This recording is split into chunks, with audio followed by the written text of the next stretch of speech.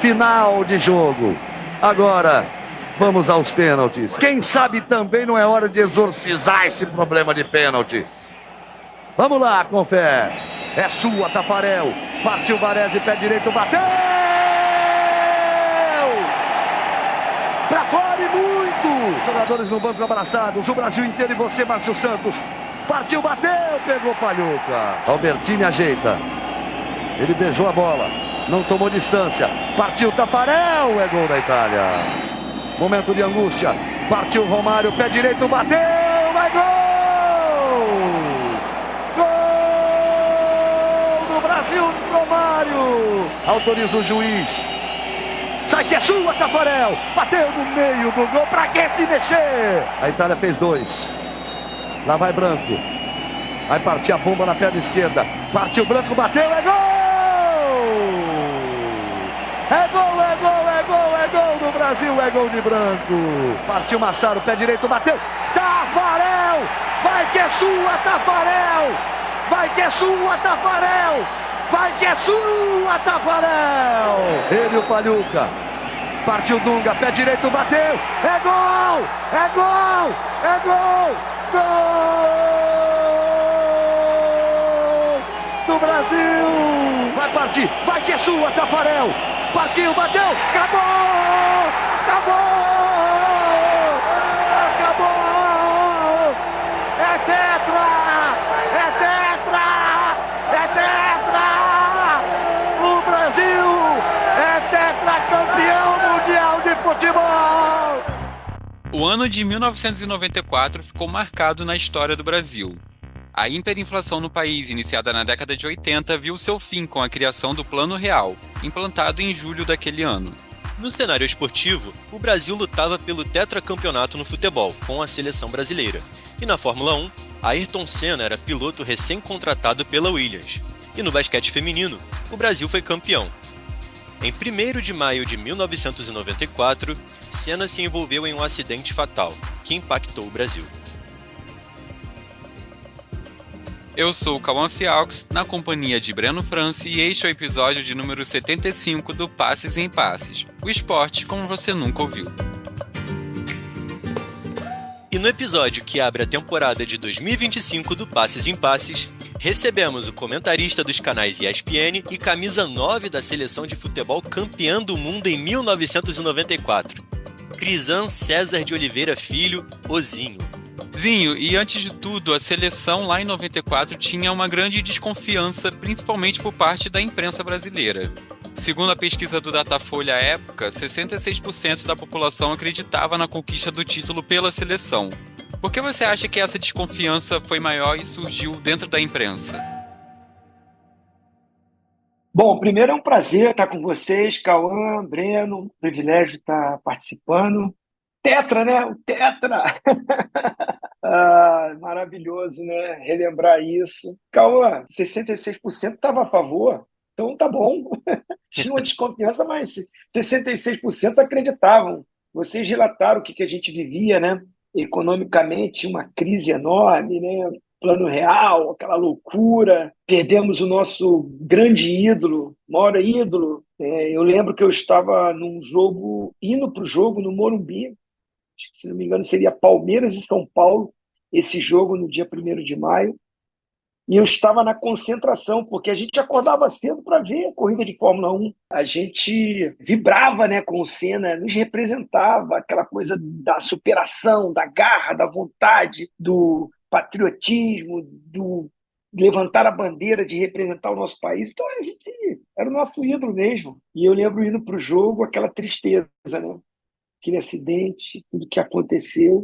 Mas eu lembro também que no estádio todinho, a gente entrando em campo, e o estádio não gritava o meu nome, não gritava o nome do Miller, não gritava o nome do Edmundo, não gritava o nome do Raí, o estádio todo, e aí a gente entrou nesse coro, era olê, olê, olê, olê, Senna, Senna.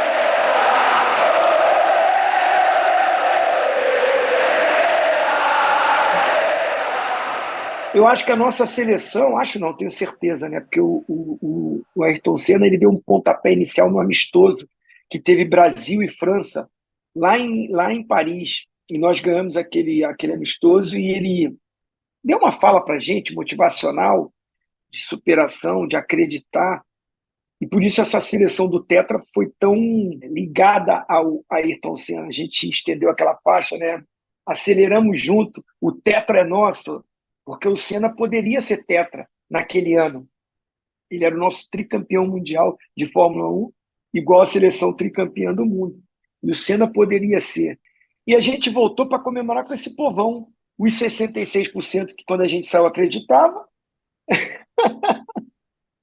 e a outra porcentagem, né, menor, 34%, que de repente estava pessimista ou não confiando, porque a gente saiu daqui classificando no último jogo, né, contra o Uruguai, no Maracanã.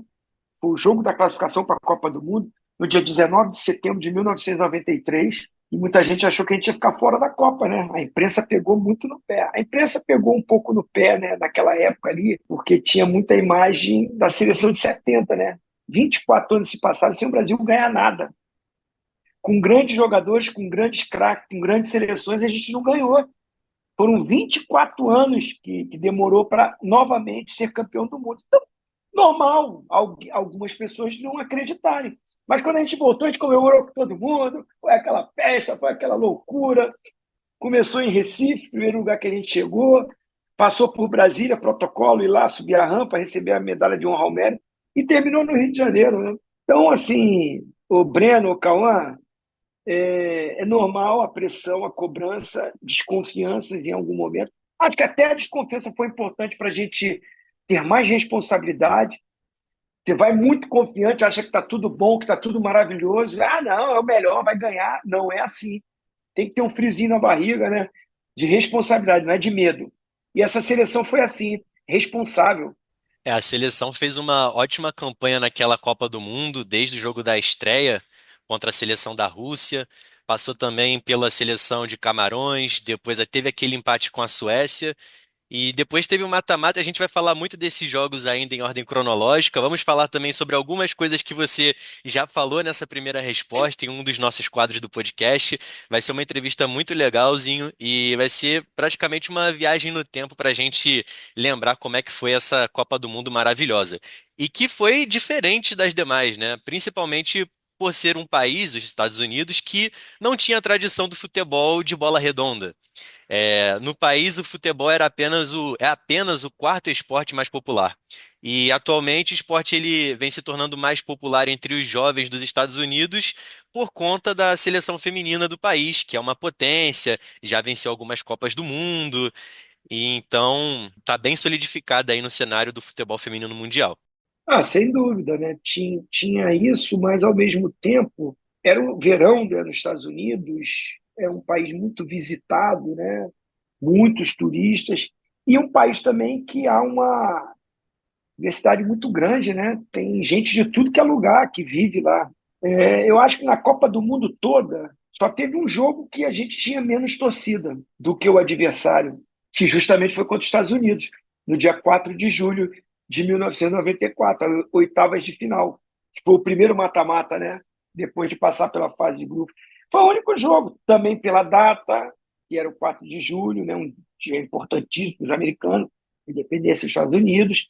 Claro, está jogando na casa do adversário, vai. Eles, naquele momento ali, lotaram o estádio e você vê que a contribuição que a Copa do Mundo deu para crescer o esporte no país. Então, a gente encarou isso sabendo que a nossa torcida ia estar lá, né?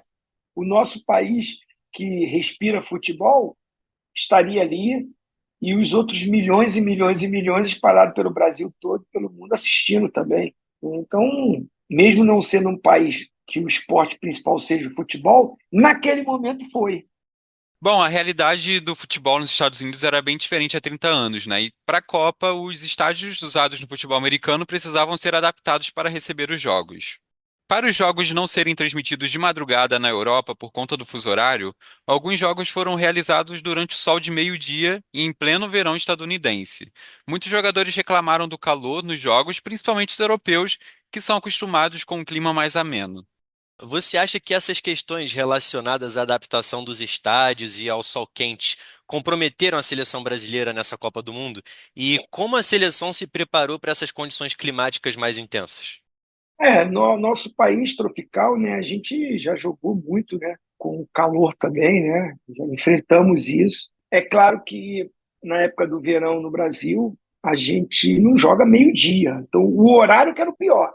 A nossa adaptação não foi pelo clima, foi pelo horário, porque você jogar meio-dia, você muda todo um processo de preparação, alimentação, sono, porque a gente está acostumado a jogar 4 horas da tarde, 5 horas da tarde ou à noite. Mas por isso, pelo fuso horário para adequar a televisão de vários países, os jogos eram além do calor para piorar meio-dia. Mas eu, particularmente, eu sofria mais com ter que acordar cedo, entendeu?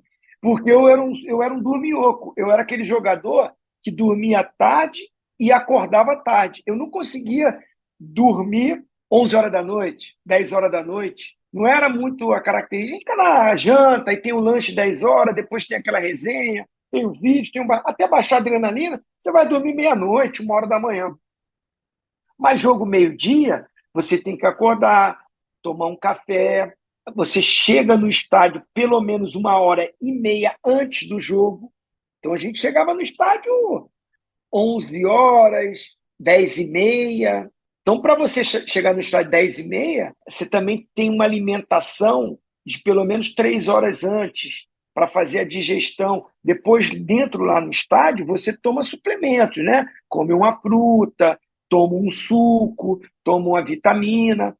Mas uma alimentação não era almoço, pelo horário, era um brunch, né, como dizem os americanos. Então você comia ali o quê? Uma vitamina, um misto quente, um cereal, sei lá, sabe, um ovo mexido, algo para você se sustentar com a proteína. Mas isso, o nosso time sofria mais com isso. O ter que acordar mais cedo, fazer uma alimentação diferente, né, por causa do jogo. Então, sofremos com isso. Os europeus sofreram com calor mesmo, mas a nossa seleção foi um mês antes para lá. Então, a gente ficou treinando lá no horário do jogo, os nossos treinamentos, o nosso despertar, o nosso alimentar era algum dia dos treinamentos, a gente fazia uma conduta como se fosse a do jogo, entendeu? Então, a gente foi se adaptando. E isso ajudou, funcionou. E entrando um pouco nesse campo do jogo e do treino, claro, vocês treinaram bastante para conseguir fazer bonito durante aquela Copa do Mundo. Falando um pouquinho do seu papel tático dentro de campo, né? Você como jogador da posição do meio de campo, com o Romário e o Bebeto mais à frente, era um dos responsáveis por fazer aquele jogo do time de 94 acontecer, ligando a bola ao ataque também. Sim, É, sim. Queria saber da sua análise da sua análise em relação ao seu papel dentro de campo na conquista do tetracampeonato. Foi esse trabalho tático que às vezes ele não é tão visto para fora. Você não aparece muito nos momentos decisivos do gol, ou de um drible. Você é meio que um motorzinho ali, né? Faz o vai e vem, vai e vem. A gente tinha uma disciplina tática do 4-4-2, né? Muito para se assemelhar à postura tática naquela época muito mais da Itália, né? Que era um futebol também tricampeão do mundo e também era o grande futebol do momento na Europa, né? A Itália hoje é a Premier League, hoje em dia, naquela época era a Itália. Anos 90, a Itália era um grande mercado, os grandes jogadores eram contratados para os clubes italianos. E era uma época que só jogava 3 estrangeiros em cada clube, e também era uma época que não havia a comunidade europeia. Então, o alemão era considerado estrangeiro na Itália. Hoje é diferente, né? Eles podem jogar ali em qualquer clube, a comunidade europeia. Então era mais difícil um brasileiro também ir jogar fora, saía menos jogadores. Nós tínhamos mais jogadores jogando no futebol brasileiro. Isso trazia um entrosamento melhor, um entendimento melhor. E eu, no Palmeiras, naquela época, eu era um meia mais centralizado, né? Eu era um meia mais organizador, com liberdade de movimentação. Era um sistema de jogo diferente. A gente jogava no Palmeiras no losango. Muitas vezes eu fazia a ponta do losango, né, no meio-campo. Eram 4 homens de meio-campo, mas num formato de losango. E eu fazia aquela ponta, no enganche, perto dos atacantes. Então, com esse estilo de jogo, eu tinha mais liberdade e aparecia muito mais. O sistema da seleção brasileira era um 4-4-2, mas mais no quadrado mesmo. Eu era pelo lado esquerdo, aí pelo lado direito, mais ou menos. Depois foi o Mazinho, que ganhou a posição, entrou no lugar dele, porque taticamente sabia fazer melhor essa função, que o Raí era um meia mais ofensivo, o Mazinho era um meia mais segundo volante, que ajudava na marcação, que tinha esse conhecimento tático, e Mauro Silva e Dunga atrás ali, era um quadrado. Mas a gente sem muita liberdade de movimentação, porque o Parreira entendia que sem a bola, se a gente tivesse a disciplina do europeu, o momento que a gente tivesse a bola, nós vivíamos um momento com o Bebeto e o Romário maravilhoso, que a gente não ia passar em branco. Então, nós abraçamos essa ideia, acreditamos nesse sistema. O Brasil não é campeão há 24 anos porque se tem o melhor futebol. Como que a seleção de 82, com Falcão, Cerezo, Sócrates e Zico, não ganha a Copa do Mundo? Com os meus ídolos, né? Eu era fã desses caras. Esses caras foram a minha inspiração. Esses jogadores que eu citei, poderia citar outros daquela época. Eu chorei quando o Brasil perdeu a Copa de 82. É a minha seleção favorita, porque 70 eu tinha 3 aninhos. A grande seleção que eu vi jogar é de 82. E eu chorava, eu tinha 11 anos, 12 anos, assim. Imagina, começando ali nas categorias base do Flamengo. Então a gente entendeu o seguinte: a gente joga com a bola, mas quando a gente não tem a bola, nós temos dificuldade para um torneio curto, 7 jogos, mata-mata. Você não pode errar, precisa ter uma disciplina sem a bola. O Parreira, com o Zagallo, fez que a gente entendesse isso, comprasse essa ideia, e a minha função foi muito essa: me fortalecer no meio junto com o Dunga, com o Mauro Silva e com o Mazinho, não dar chance para o adversário, sem a bola, estar sempre atrás da linha da bola, obediência tática ali nessa formatação, o máximo alimentar os nossos 2 atacantes e às vezes dando liberdade para os laterais nossos, que eram rápidos, né? Passavam muito. Jorginho, Cafu, Leonardo Branco. Assim, eu não digo a palavra sacrificou, né? Porque você jogar na seleção é um privilégio. Você vestir a camisa da seleção é um orgulho, é uma honra. Só existem 94 campeões do mundo no Brasil, jogadores. A seleção pentacampeã, a seleção que é mais vezes campeã do mundo, jogadores, só existe 94 que foram campeões do mundo, para um futebol centenário. Então, assim, é um privilégio. Se jogar na seleção já é uma honra. Você jogar e ser campeão, você está nessa lista de campeões do mundo, não é sacrifício, é comprometimento, é entrega a um objetivo, se desprender da sua vaidade. Ah, eu quero fazer o gol, ah, eu quero ser o melhor. Não, não, não. O melhor aqui é a seleção brasileira. A estrela é a seleção brasileira. E foi com esse pensamento que eu fui acreditando, cumprindo e dando essa minha contribuição para ser campeão do mundo. Quando você falou do aspecto tático sobre atacar jogando como o futebol brasileiro sempre jogou e se defender como se defende o futebol europeu, como é muito disciplinado, a gente viu isso ao longo da campanha, né? Porque dos 7 jogos que o Brasil fez, ele só sofre gols em 2. Contra a Suécia, naquele empate 1-1, e contra a Holanda, naquele jogo das quartas de finais, aquele 3-2. E sobre a artilharia do Brasil, a gente vê que o Brasil fez gols em todos os jogos, com exceção da grande final contra a Itália, né? Mas eu acredito também que jogar 6 jogos bastante cansativos, né, naquele horário, tenha comprometido muito tanto a atuação da seleção brasileira quanto a atuação da seleção italiana naquela final. Talvez pudesse até ser um empate com gols, ou então o Brasil vencendo também, fazendo gols, porque o Brasil teve oportunidades naquele jogo também. Sim. Então, mostra que o Brasil era muito disciplinado taticamente, tanto no sistema defensivo como no ofensivo. Mas é aquela velha máxima, né, do futebol que os ataques, os bons ataques vencem jogos, mas as boas defesas ganham campeonatos. O equilíbrio, né? Na vida, você não pode só pensar em uma maneira de agir, de viver a sua vida, né? Você tem que ter um equilíbrio, né? Há tempo para tudo. Então, Eu acho que a nossa seleção foi uma seleção equilibrada. A gente tem o nosso lema que levamos até hoje no nosso grupo lá de WhatsApp, né? Amigos para sempre. O Parreira colocou essa música dos Três Tenores lá para a gente e fez uma palestra motivacional nesse sentido. Acontecesse o que acontecesse na Copa, nós teríamos que ser amigos para sempre. Que bom que a gente é amigos para sempre, tetracampeões mundiais.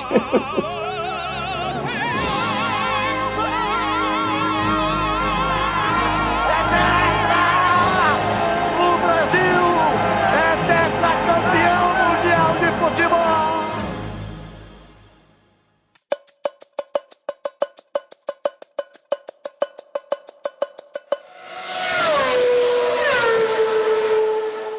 Bom, agora faremos uma breve pausa para o nosso quadro Let Me Tell You. E neste quadro, sempre trazemos informações e curiosidades sobre grandes clubes, atletas ou momentos marcantes do esporte. O nome do quadro vem da expressão inglesa Let Me Tell You, que significa Deixa eu te contar em português. Então, no episódio de hoje, deixa eu te contar sobre um acontecimento que marcou o ano de 94, a morte de Senna, um dos principais ídolos do automobilismo mundial. Senna bateu forte. Após Senna conquistar 3 títulos na McLaren em 88, 90 e 91, o piloto resolveu ir para o Williams, que à época era a equipe de ponta da Fórmula 1. No ano de 94, estreia de Senna na Williams, tanto o piloto quanto a seleção brasileira buscavam seu 4º título mundial. A estreia de Senna na equipe não foi lá o que o Brasil esperava. Mesmo marcando a pole position no GP Brasil, que abriu aquela temporada, Senna rodou na curva da junção, enquanto tentava ultrapassar Michael Schumacher, da Benetton. Senna abandonou aquela corrida. E no GP seguinte, Senna também largou da primeira posição, mas foi atingido por Hakkinen, abandonando o GP. E 2 dias depois da corrida, Senna foi a Paris para dar o pontapé inicial da partida amistosa entre a seleção brasileira e o Paris Saint-Germain. Cerca de 7 dias depois, se iniciava o fim de semana do Grande Prêmio de Imola, um dos mais trágicos da Fórmula 1. Na sexta-feira, o brasileiro Rubens Barrichello rampou uma zebra da variante Bassa, batendo na barreira de pneus e capotando 3 vezes. No dia seguinte, durante o treino de classificação, Roland Ratzenberger bateu a mais de 300 km por hora na curva Villeneuve. O piloto foi levado ao hospital, mas não resistiu. E no domingo, mesmo angustiado com a morte do colega e com o acidente do conterrâneo, Senna largou na primeira posição e, ainda nas primeiras voltas da corrida, bateu na curva Tamburello. O acidente foi fatal e comoveu o Brasil, marcando o fim de uma era no automobilismo brasileiro.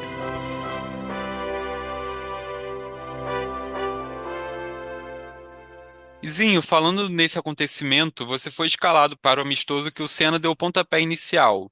Como era a relação dos jogadores da seleção com o Senna e a morte dele impactou na disputa da Copa?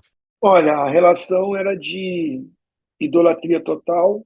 Nós o admirávamos muito, muito, um respeito, uma inspiração, como eu falei no início. O Senna nos representava, o Senna era o nosso grande ídolo e a presença dele ali nos encheu de esperança, de alegria, de motivação. As palavras, né, que ele nos deu, né, foram fundamentais, de que a gente tinha que realmente superar todos os anos sem título da seleção brasileira, e nada melhor do que você ouvir isso de um tricampeão do mundo, de um cara que tem uma história e um cara que se entregava tudo na pista, deixava tudo na pista. Eu lembro daquele Grande Prêmio do Brasil, primeiro, que acho que ele vence no Brasil, né? Que era um grande objetivo dele. Ele já é campeão do mundo, mas ele queria ganhar uma corrida no Brasil e ele fica sem o câmbio lá, então é no braço e desgaste físico e ele não desiste. Eu não lembro quem era o piloto que se aproximando, chegando, e ele segurando e ganha a prova, mas não consegue nem sair do carro, né? De tanto esgotado ele estava. Então, assim, era uma inspiração. A gente, cara, nós vamos deixar o que tiver que deixar dentro de campo, nós vamos nos entregar, nos aplicar para trazer esse título. Infelizmente, né, antes da Copa tem esse acidente gravíssimo e isso impactou muito para a gente. Aí que a gente se motivou ainda mais, porque, cara, o Tetra vai chegar e o Ayrton Senna é Tetra também. Infelizmente, ele veio a falecer, mas ele estava com a gente, no nosso coração, na nossa mente. A gente, mais uma vez, eu repito, estende aquela faixa no final. Inclusive, há pouco tempo agora, a gente doou essa faixa para o Instituto Ayrton Senna. A gente tem um grupo de WhatsApp, os Tetras com o Instituto Ayrton Senna, porque há essa ligação muito forte à seleção do Tetra com o Senna, porque era o cara que trazia alegria para o nosso povo. O futebol não estava conseguindo vencer, não estava conseguindo vencer. O grande ídolo era o Senna, dos títulos que acontecia na Fórmula 1 e do amor dele pelo Brasil. Então a gente se inspirou também nisso. A seleção do povo. A seleção do Tetra é a seleção do povo. É o povo que está com a gente, é o povo que está nos levando. Vamos lá pelo nosso país, pelo nosso povo. E a gente viu a alegria nas ruas quando a gente chegou para comemorar o Tetra, né? Foi incrível, emocionante, está marcado, está cravado essa seleção do Tetra, né? A ligação que ela tem com o povo brasileiro. A gente está falando bastante dessa quarta estrela conquistada, né, pelo futebol brasileiro. E agora a gente vai falar do quarto jogo da seleção brasileira nessa Copa do Mundo e que foi um dos mais marcantes na história dessa Copa e que aconteceu também no dia 4 de julho de 1994, quando o Brasil enfrentou a seleção dos Estados Unidos no estádio de Stanford, na cidade de São Francisco, pelas oitavas de finais. E a data não era um dia qualquer, e sim o dia da independência dos Estados Unidos. Bom, e por mais que o Brasil apresentasse vitórias sobre os americanos em outros jogos, a maioria foi em placares apertados e em campo neutro. Além disso, alguns jogadores da seleção brasileira analisavam que a seleção dos Estados Unidos teve uma certa evolução durante a Copa. E apesar da dificuldade em jogar contra os donos da casa e após a expulsão de Leonardo ainda no primeiro tempo, o jogo terminou em 1-0 para o Brasil, mesmo com os sul-americanos tendo um jogador a menos. No segundo tempo, Romário passou a bola para Bebeto, que fez o gol. Assina, Bebeto! Bota o seu nome nesse gol sofrido! Zinho, a seleção brasileira se sentiu pressionada por conta desse jogo em um feriado tão importante para o seu rival? Não, não, não. A gente não estava pressionado por isso, né? Pela data, o 4 de julho. Era mais a pressão de o favoritismo ser todo nosso, porque a tradição não era essa da seleção americana. Por mais que tinha, o povo americano foi ao jogo, realmente lotou o estádio, as bandeirinhas dos Estados Unidos, e são muito patriotas, né? Muito legal isso também. Então isso mexia assim, cara. Os caras estão motivados, eles estão motivados. A maior motivação deles era: estamos jogando contra uma das maiores seleções do mundo, que é a seleção brasileira. Estamos jogando contra uma seleção que é favorita ao título, mas é 4 de julho, é a nossa data, é o momento da gente superar isso e, de repente, surpreender o Brasil. Então, eles se motivaram muito com isso. E o que aconteceu no jogo? A gente perde o Leonardo no primeiro tempo, expulso. Então, você jogando meio-dia, meio-dia e meio, 1 hora da tarde, com tudo isso que eu já citei, e com um jogador a menos, o jogo fica mais equilibrado. Mas se você for ver o compacto ou novamente esse jogo, nosso time foi superior, comandou, teve a posse de bola, teve as melhores chances, conduziu, comandou o jogo, foi o protagonista, mesmo com um jogador a menos, porque a nossa seleção era superior. Então era mais aquela coisa assim, era um favoritismo tão grande que isso traz uma responsabilidade ainda maior. E isso, às vezes, até prejudica, né?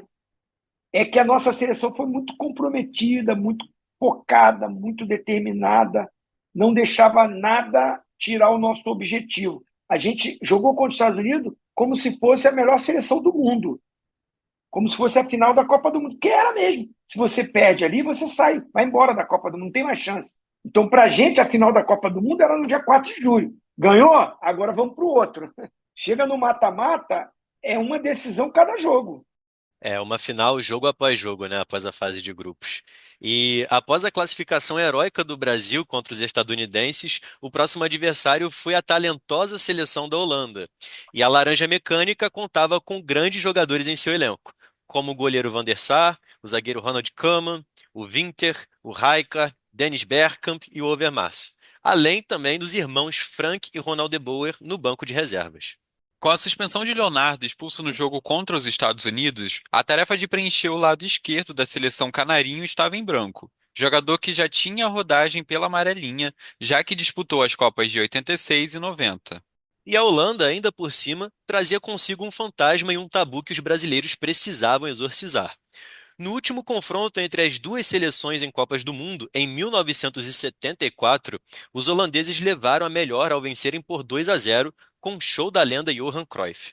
Dentro do campo, no estádio Cotton o Brasil saiu em vantagem no início do segundo tempo, com gols de Romário e Bebeto. O segundo gol imortalizou a comemoração de embalar o bebê pelo camisa 7 que havia sido pai e resolveu homenagear em campo o seu filho recém-nascido, Matheus. Pra cima deles, 20 anos depois. 2 para o Brasil, 0 para a Holanda. Deixa eles reclamarem, Arnaldo. Porém, nem tudo foi um mar de rosas, porque a Holanda buscou empate rapidamente, colocando em xeque a vaga brasileira para as semifinais. Zinho, para você, o jogo contra os holandeses foi o mais difícil dessa Copa? Sim, a Holanda era uma das favoritas ao título. Vocês citaram aí os grandes jogadores que tinham. A gente faz um primeiro tempo perfeito, né? 2-0, um jogo que todo mundo dizia assim, ó, quem ganhar esse jogo vai para a final. Quem ganhar esse jogo é o grande favorito para ganhar a Copa do Mundo. Então, assim, quando a gente faz 2-0, até surpreendeu, porque achava que seria um jogo como foi o segundo tempo, né? Então, assim, alguns colegas da imprensa dizem que tinha gente que fez matéria de despedida do Brasil, que não acreditava que a gente passaria pela Holanda. Porque naquela época não era internet tão rápida, né? O cara escreve, já está ali, né?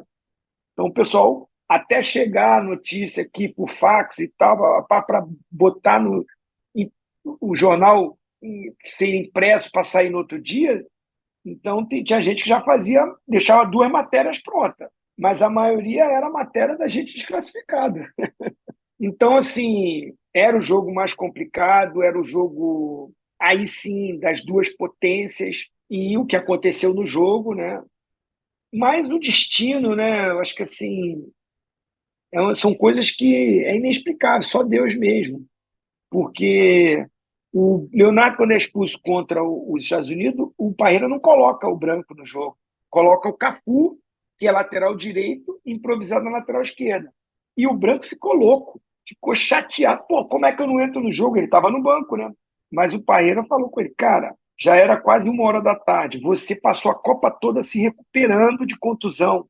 Muita gente achava que o Branco não conseguiria se recuperar para jogar a Copa do Mundo. Ele começa a Copa e não joga porque o problema na coluna, né? Então ele fazia tratamento, tentou, se recuperou e quis o destino que o Leonardo, quando foi expulso, mesmo não colocando ele no jogo contra os Estados Unidos, porque o Cafu era o melhor preparo físico da seleção brasileira, conseguiria ir, voltar, e suprir a ausência de um jogador, que foi o Leonardo expulso.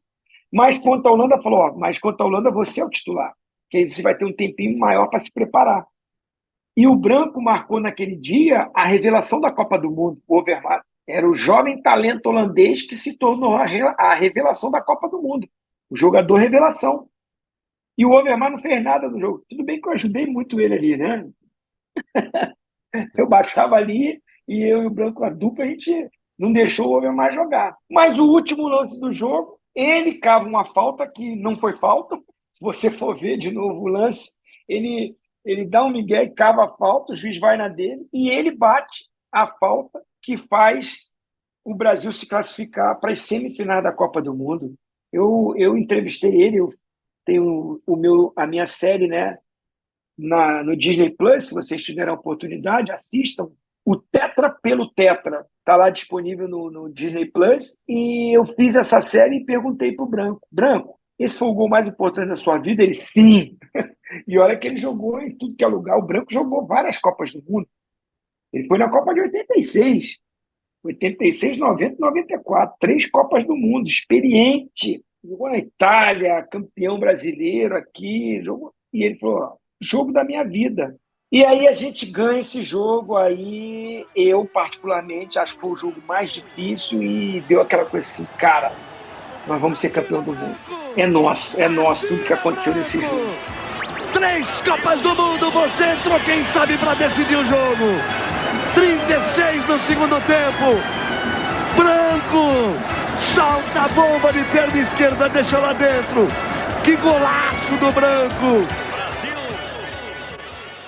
Bom, e com a bomba santa de Branco, o Brasil chegou às semifinais para enfrentar uma velha conhecida, a Suécia. A seleção dos Vikings foi vice-campeã para nós em 58, nos enfrentou nas Copas de 78 e 90 e caiu no mesmo grupo que a seleção brasileira na Copa de 94. Nesse jogo, o Brasil produziu muitas chances de gol, mas a bola insistia em não entrar. Zinho, como você avalia aquela partida em comparação ao jogo que tiveram contra os suecos na fase de grupos? Olha, na fase de grupos, era um jogo que definia só quem era o líder do grupo, né? Os dois chegaram naquele jogo classificados, Brasil e Suécia. E ele sai na frente com o gol do Anderson, né? O centroavante. Mas é um jogo que a gente também domina o jogo. Eu que dou o passe para o Romário fazer o gol, né? De empate. E o empate foi suficiente para a gente ser líder do grupo. Mas a gente sabia, quando chegou na semifinal, outra partida, outra história. Aí a semifinal. Ali os dois entraram classificados no primeiro jogo, na fase de grupo. Então, não tem aquela pressão de que se você perdeu o jogo. Mesmo quem perdesse não estaria fora da Copa. Agora, na semifinal, não. Aí você, além de ir embora, você perdeu a grande chance de chegar à grande final da Copa do Mundo. Então, só que eu vou te dar alguns dados para vocês. Nós, numa semifinal de Copa do Mundo, hein? Semifinal da Copa do Mundo, que é um jogo muito mais pegado, mais truncado, mais tático, mais de respeito, ninguém dá espaço para ninguém. Nós finalizamos 23 vezes ao gol. Sabe quantas vezes a Suécia finalizou nosso gol? 3. Nós tivemos 70% de posse de bola. Ou seja, foi 1-0, mas o Ravelli lá, o goleiro maluquinho dele lá, o cara fechou o gol. Ele tirou uma bola minha, é uma batida de fora da área que ainda desvia um pouco. Ele estava adiantado, ele conseguiu voltar e tirar. Ele tira uma bola, acho que é o Romário, alguém que pega na trave, alguma coisa assim, ele sai dançando. Ele pintou e bordou naquele jogo. Então era um jogo que, se fosse assim, 3-0, nenhum absurdo pelo que a gente produziu no jogo. Aí, como que saiu o gol? Jorginho vai no fundo, melhor cruzamento do futebol que eu vi na minha vida, batendo na bola, fazendo cruzamento é o Jorginho. E no jogo, o Jorginho relata isso.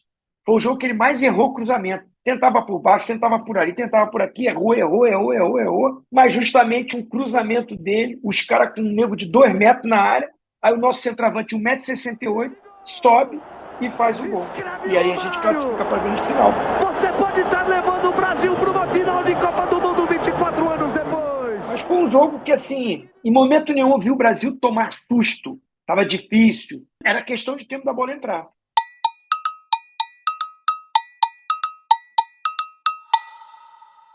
Bom, e agora é hora do quadro Lê Me Indica, no qual recomendamos livros, filmes e séries. No Passes em Passes, nossos convidados participam e você fica por dentro dos conteúdos relacionados ao tema de cada episódio. Zinho, qual a sua indicação para os nossos ouvintes sobre o tema de hoje? Pode ser série, filme, o que você quiser. Pode ser 2 séries que eu vi recentemente. Claro, claro. Vou puxar uma para minha. Assistam o Tetra pelo Tetra lá no Disney Plus. Muito legal. Eu entrevisto Parreira, Jorginho, Bebeto, Romário, Mauro Silva, Branco e Ricardo Rocha. 7 entrevistas para 7 jogos. E é claro que a gente fala da seleção toda, de todos os integrantes. Mas são 7 episódios. Em cada episódio, esses convidados, entrevistados por mim, contamos a história do Tetra pelo Tetra. Muito legal, imperdível. A outra é a do Senna, que eu assisti agora. Maravilhosa. Emocionante, né? Muito boa.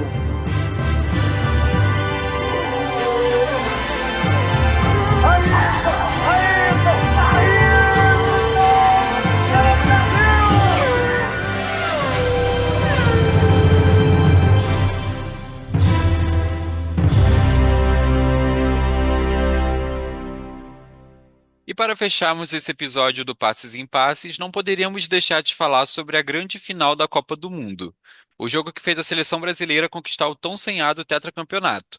A amarelinha voltou a vencer um Mundial após 24 anos e, no meio do caminho, antes do Mundial nos Estados Unidos, a maior chance havia sido em 1982, quando perdemos para a Itália.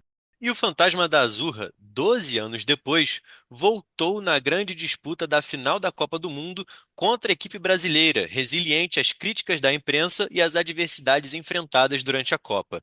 Após um jogo muito truncado, tecnicamente prejudicado pelo horário da partida e o sol escaldante, brasileiros e italianos empataram sem gols por 120 minutos, e a decisão da Copa foi para a cobrança de pênaltis. Zinho, como foi participar e vencer uma das partidas mais importantes da história da seleção brasileira? Podemos considerar o grupo de 94 como o mais resiliente entre aqueles que venceram Copas do Mundo com a camisa verde e amarela? Acredito que sim. Toda a pressão, né? Nenhuma seleção sofreu tantas críticas, foi tão muito, como eu te disse, não é nem pelo povão, mas a mídia, a imprensa, realmente ela pegou pesado demais e desacreditou muito e influenciou muito o torcedor, né? Então essa seleção se blindou, se fechou. Acho que a organização da seleção, né, a comissão técnica, a diretoria, não deixava entrar jornais, não deixava entrar nenhum tipo de notícia, ninguém tinha, não tinha celular, né? Então nós tínhamos um telefonista que blindava, só passava a ligação de familiar. Então a gente ficou muito alheio ao que estava falando fora. Isso foi muito positivo. A gente ficou muito concentrado no nosso objetivo e acreditando naquilo que a gente se comprometeu a fazer. Então acho que assim, o jogo tecnicamente foi um jogo bom, fisicamente foi um jogo prejudicado. Eles tinham jogadores, assim, o Baresi, né, cracaço de bola, fez uma artroscopia durante a Copa do Mundo, que se recuperou para jogar. O Baggio estava com um problema muscular, que era o grande craque do time. Nós tínhamos jogadores retornando. O Branco voltou contra a Holanda. O Ricardo Rocha se recuperou para aquele último jogo. O Parreira fez uma mudança tática, tirou o Raí, colocou o Mazinho. Mas a gente se fechou que a gente queria ser campeão do mundo, independente de quem estava jogando. Todo mundo ali tinha sua importância, todo mundo ali tinha sua contribuição. Do cara que foi lá para fazer a comida, do nosso cozinheiro, do telefonista, dos seguranças, da comissão técnica, dos jogadores à presidência. Cada um teve a sua contribuição para o Tetra. E essa seleção foi sim resiliente, foi sim determinada, aplicada, tinha qualidade técnica, mas tinha disciplina tática, trabalho em equipe, o privilégio do conjunto para beneficiar o individual. Não era o individual que ia ser fundamental para o coletivo. Não, não, não. Se o coletivo não estivesse forte, se o coletivo não estivesse unido, o Romário não ia ser o melhor jogador da Copa. Ele foi o melhor jogador da Copa. Ele foi o artilheiro aí da seleção brasileira. O Bebeto foi o segundo grande jogador ali no ataque. Mas se o Zinho, se o Romário, se o Bebeto, se o Zinho, se o Dunga, se o Mauro Silva, se o Mazinho, se o Márcio Santos, se o Aldair, se o Ricardo Rocha, se o Branco, se o Leonardo, se o Cafu, se o Viola, se todo mundo não desse a sua contribuição e entendesse o que tinha que fazer pela seleção, esses caras não iam ser considerados os melhores. O tetra não ia acontecer. E você vê, foi 0-0. Foi para a prorrogação, foi 0-0. Foi para os pênaltis. Vou fazer uma pergunta para vocês dois. Me respondam rápido. Qual foi o último jogador que fez o gol no pênalti? Rápido. Dunga. Não pode estupiar. Mas quem bateu o último pênalti foi o Baggio e foi para fora, porque o Tafarel não pegou. Não teve uma estrela no final. O gol do título foi do Zinho. Não, não foi. A defesa do título foi do Tafarel. Não foi. O cruzamento foi do Branco. Não foi. O gol foi do Bebeto. Não foi. O pênalti foi para fora.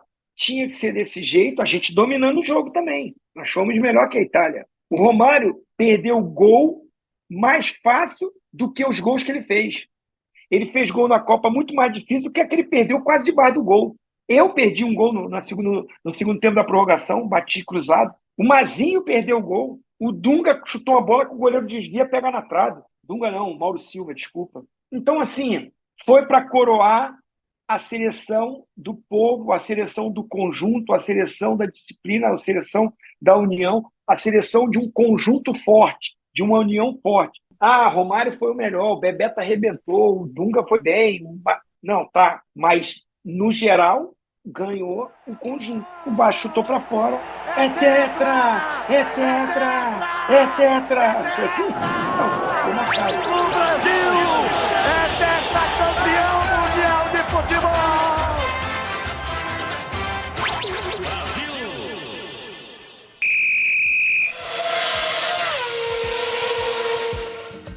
E é fim de papo no Passes e Impasses. Agradecemos a sua audiência. Gostou do episódio de hoje? Então aproveita e segue a gente lá no Instagram e no YouTube, no @LemeUERJ, e acompanhe os textos do nosso blog em leme.erj.br. Zinho, muito obrigado pela sua presença aqui no nosso podcast, foi maravilhoso. A gente agradece também aos canais ESPN, né, por te liberarem para a gente poder fazer essa entrevista com você. Obrigado pela oportunidade, sucesso para vocês, sucesso para o podcast. Valeu, obrigado. Passes e Impasses é uma realização do Laboratório de Estudos em Mídia e Esporte, com coordenação geral de Ronaldo Elau e Fausto Amaro. O episódio de hoje teve produção de Camila Augusta Pereira, roteiro de Cauã Fialx e Breno França e edição de Gustavo Fernandes. Esperamos vocês no próximo episódio. Vem muita coisa boa por aí. Segue a gente. Passes e Impasses, o esporte como você nunca ouviu.